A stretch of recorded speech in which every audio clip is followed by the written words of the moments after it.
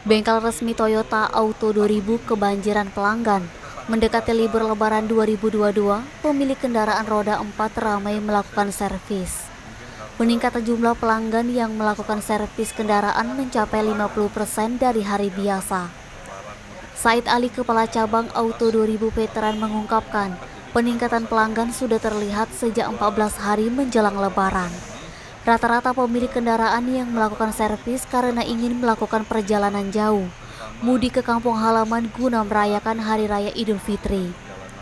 Said mengungkapkan di antara pelanggan yang datang mulai dari servis ringan hingga berat, tahun ini peningkatannya cukup signifikan dibandingkan dengan tahun sebelumnya.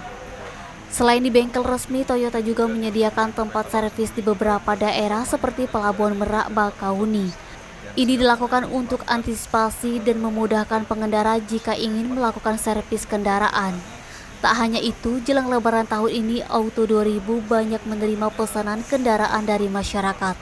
Dibandingkan tahun sebelumnya, penjualan sendiri meningkat sebesar 25%. Edi Handoko, Sumeko TV melaporkan.